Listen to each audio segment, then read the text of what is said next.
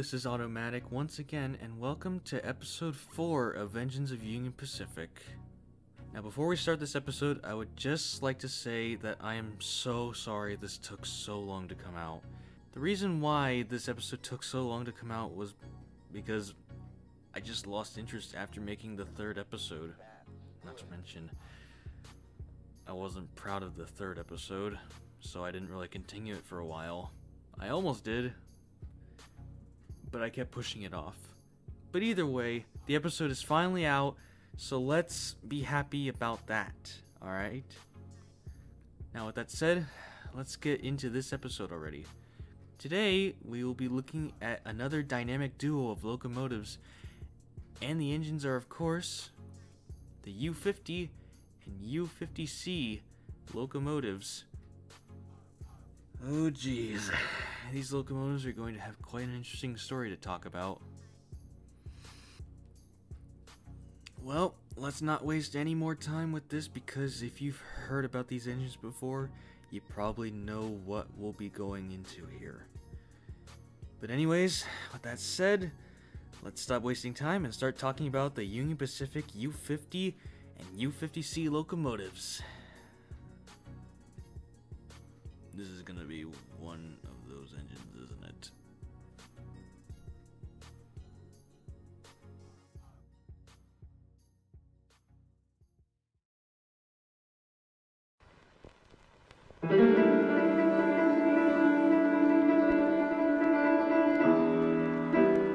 The story of these engines starts in 1963. The Union Pacific was looking into the idea of buying more new locomotives for more power on heavier freight trains on their rosters. They had a selection of all kinds of engines now, including the DD35 engines, but now they were looking for something a bit stronger and more powerful. So, the UP turned to General Electric for a new locomotive design. The new locomotive would be a mix of different parts and components of older locomotive designs. They based the design on the successful U25B from 1959, and so they based the design off that locomotive. They took 2 units of that engine and put them together as one unit, similar to the DD35 units. For the wheel arrangement, they used trucks that were recycled off scrapped Gen 1 and Gen 2 GTEL turbines for the wheelbases. With all these parts put together, they were able to form the iconic GE U50 locomotive, with the first one being built in October of 1963. This would be the next new locomotive made for the roster, just a year or so before the DD35A was constructed. The U50s had a length of 83 feet and 6.5 inches, an ARR wheel arrangement of quadruple B, they had 4 trucks, they were rated for 5,000 horsepower, they had a dual GE FDL 16 prime mover, 8 traction motors, and a diesel-electric transmission. As for name specifications, the U stood for U-boat as they were part of the U-boat class, and 50 stood for Model 50. When looking at the engine, some might say the engine looks rather square, or weirdly shaped. The GE U50 was essentially an experimental high-horsepower diesel locomotive, originally requested by Union Pacific in the early 1960s, who likewise asked competing builders, Alco and EMD, to produce similar models. The Union Pacific received 3 of them at first in October of 1963, number 31 to 33. Besides UP, the Southern Pacific also placed an order and received 3 as well between May and June of 1964, numbered 8500 to 8502. However, in later years, they would be renumbered to 9550 to 9552, and being renumbered again to 9950 to 9952. The Southern Pacific only purchased 3 units for their roster due to not being the most satisfying units ordered and were usually sidelined. The Union Pacific was much more happy with their 3 units, and they soon decided to buy 20 more units for their roster. 12 more units were delivered to Union Pacific between July and September 1964, these ones being numbered 34 to 45. while the last batch of 8 units were finally delivered between May and August of 1965, numbered 46 to 53. This in total brought the pack of engines to 23 units for their roster. With the 3 units from Southern Pacific, this brings it to a total of 26 GE U50 units constructed. Now, even though UP and SP both purchased the same engines, that doesn't mean they're the exact same models. Even though they're both the same models of U50, they did display a couple differences. For example, the SP U50s had a cab door and headlights in the hood beneath the front windows, whereas the U50s from the UP didn't have this design. Besides differences, it wasn't hard to tell which was which. I mean, honestly, you'd have to be a dumbass to mix them up. Every UP U50 had the same fuel system, which was a standard fuel system, except for UP number 52, which was delivered with a Cummins PT fuel system and rated for 5,600 horsepower. My guess for why it was delivered like this was because the UP couldn't help but experiment with as much as they could. Regardless, number 52 eventually had a standard fuel system installed in October of 1966, now rated for 5,000 horsepower just like the others. During their years of service, both railroads gave the units nicknames. UP called theirs U-boats, likely because of the engine they were based on. SP, however, called their units Baby Hueys, which is the name of a cartoon character with the same name. You can look up more info about this character in the description below if you want. Now let's fast forward 3 years from here to November 1969. Union Pacific, despite being happy with their U50s, wanted to try again with another new locomotive design. Although they had plenty of strong engines like their DD35As, U50s, C855s, and Centennials, which we'll cover in later episodes, they still wanted to see how much power they could get on their roster. Enter the U50C, the cousin of the U50. General Electric would also be the ones to construct them as well. These would be similar to the original U50s, but with a few differences and quote-unquote improvements. Just like the original U50s, the U50Cs had trucks that were recycled from scrapped GTEL turbines, this time from the Gen 3 turbines. These units would instead sport the 6-axle trucks. Now for their information on what makes them different. These engines were rated for 5,000 horsepower, just like the original U50s. They had a CC ARR wheel arrangement, 2 trucks, a length of 79 feet, a dual GE FDL-12 prime mover, and a turbocharger.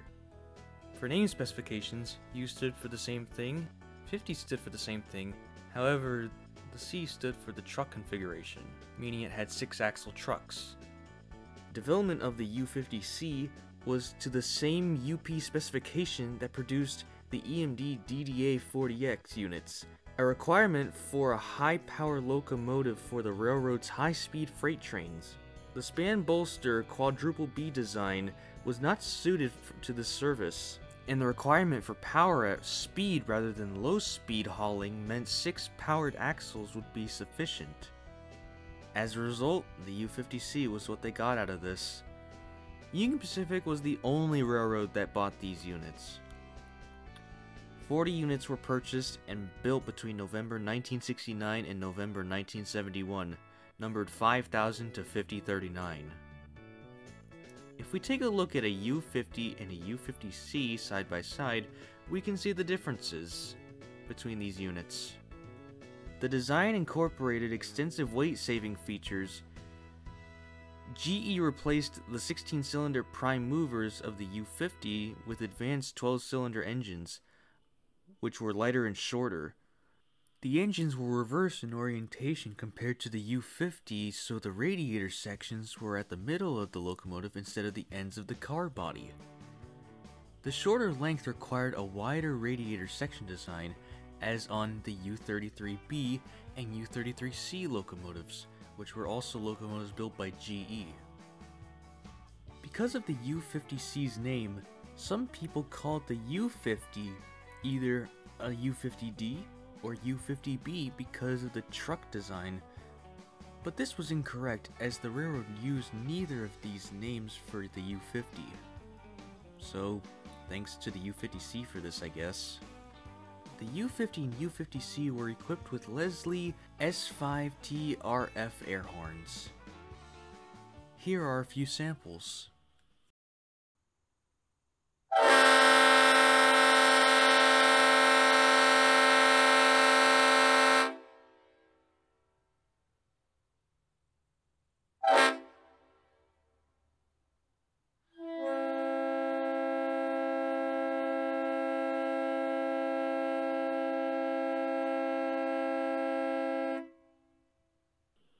Although being a newer design, the U50C was not successful at all. The weight-saving measures taken to make the locomotive able to use 6 axles rather than 8 caused problems, especially in the electrical wiring.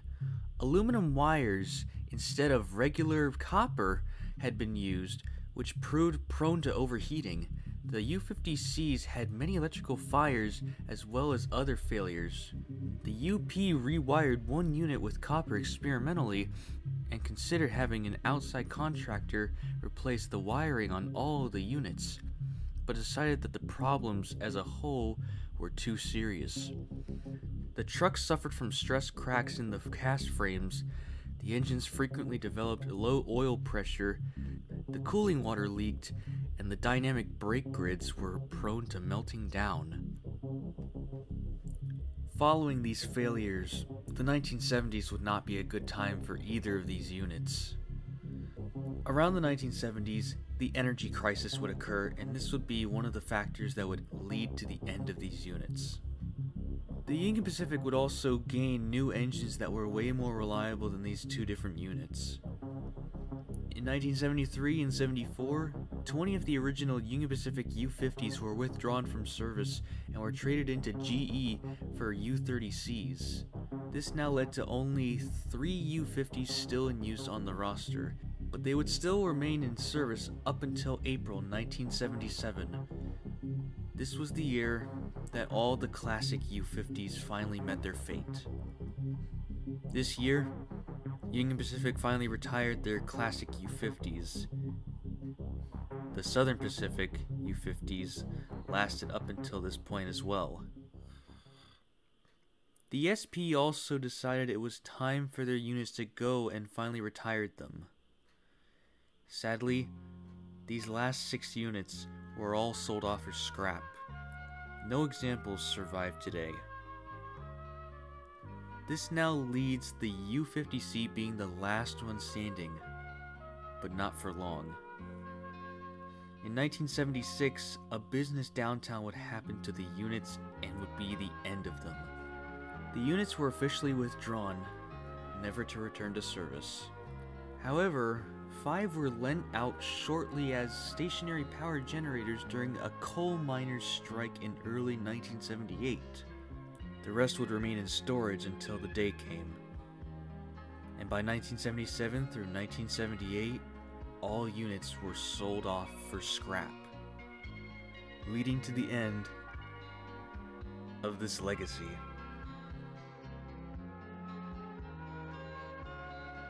Although it's sad these engines no longer exist, they'll still always be remembered in models, games, or as hardcore rail fans. One thing for sure, they sure left their mark in the Union Pacific, the Great Big Rollin' Railroad.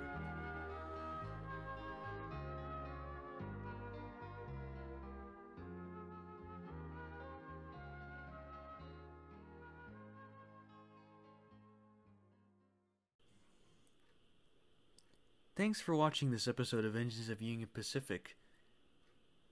Sorry it had taken so long since the last episode, but I'll try my best to continue sooner. Next time we will be discussing the history of the Alco Sentry 855. Feel free to tell me anything in the comments that I might have missed on the U50s and U50Cs that I might have missed. And if you want, feel free to give me information for the next episode, and I might use it. Until then, stay tuned for more. Thanks for watching this video, and with that said, this is Automatic, signing off! We're a great big rolling railroad, hear the diesel engine's power. We're 1,000 wheels of freight train doing 90 miles an hour. Like a mighty rushing torrent with a power you can feel, surging through our nation's heartland on a river made of steel. From the shores of California, where the blue Pacific gleams, to the father of the waters, rolling down to New Orleans. We have forged a span of steel that links our nation east and west. We're the Union Pacific, doing what we do the best.